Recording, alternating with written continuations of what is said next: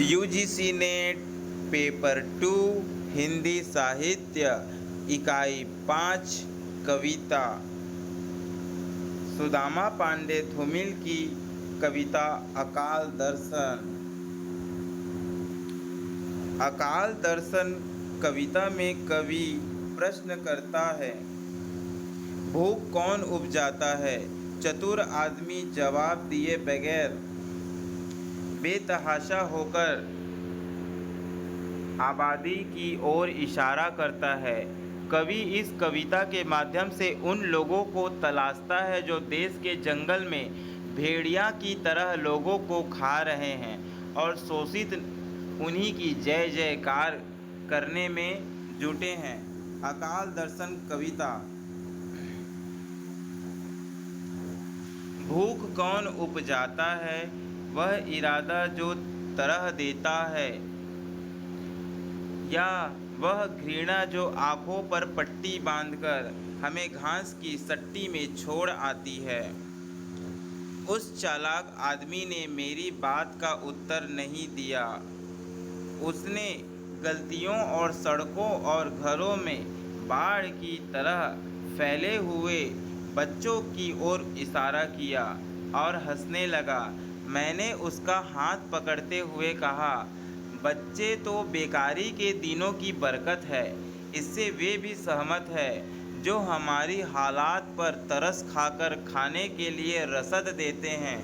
उनका कहना है कि बच्चे हमें बसंत बुनने में मदद देते हैं, लेकिन यही वे भूलते हैं। दरअसल पेड़ों पर बच्चे नहीं, हमारे अपराध फूलते हैं। मगर उस चालाक आदमी ने मेरी किसी बात का उत्तर नहीं दिया और हंसता रहा, हंसता रहा, हंसता रहा। फिर जल्दी से हाथ छुड़ाकर जनता के हित में स्थानांतरित हो गया। मैंने खुद को समझाया, यार, उस जगह खाली हाथ जाने से इस तरह क्यों झिझकते हो? क्या तुम्हें किसी का सामना करना है? तुम वहाँ कुआं झाँकते आदमी की सिर्फ पीठ देख सकते हो।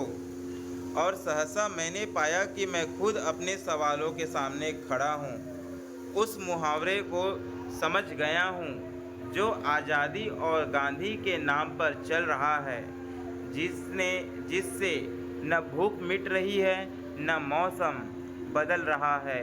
लोग बिलबिला रहे हैं, पेड़ों को नंगा करते हुए पत्ते और छाल खा रहे हैं, मर रहे हैं, दान कर रहे हैं, जलसों जुलूसों में भीड़ की पूरी ईमानदारी से हिस्सा ले रहे हैं और अकाल को सोहर की तरह गा रहे हैं। झुलसे हुए चेहरों पर कोई चेतावनी नहीं है। मैंने जब उनसे कहा कि देश शासन और राशन, उन्होंने मुझे टोक दिया है। अक्सर ये मुझे अपराध के असली मुकाम पर अंगुली रखने से मना करते हैं। जिनका आधे से ज़्यादा शरीर भेड़ियों ने खा लिया है, वे इस जंगल की सराहना करते हैं। भारतवर्ष नदियों का देश है, बेशक यह ख्याल ही उनका हत्यारा है। यह दूसरी बात है कि इस बार उन्हें पानी ने मारा है, मगर वे हैं कि असलियत नहीं समझते, अनाज में छिपे उस आदमी की नीयत नहीं समझते जो पूरे समुदाय से अपनी गिज़ा वसूल करता है, कभी गाय से, कभी हाय से। यह सब कैसे हो सकता है? मैं उसे समझाता हूँ, मैं उन्हें समझाता हूँ। यह कौन सा प्रजातांत्रिक नुस्खा है कि जिस उम्र में मेरी माँ का चेहरा झुर्रियों की झोली बन गया है, उसी उम्र की मेरी पड़ोस की महिला के चेहरे पर मेरी प्रेमिका के चेहरे सा लोच है। वे चुपचाप सुनते हैं। उनकी आँखों में विरक्ति है, पछतावा है, संकोच है, या क्या है, कुछ पता नहीं चलता।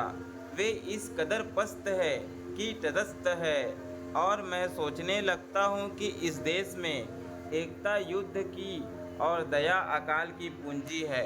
क्रांति यहाँ के असंख्य लोगों के लिए किसी अबोध बच्चे के हाथों की जूझी है। सुदामा पांडे धूमिल द्वारा रचित यह कविता। आशा करता हूँ कि आपको यह कविता अच्छा लगा हो। धन्यवाद।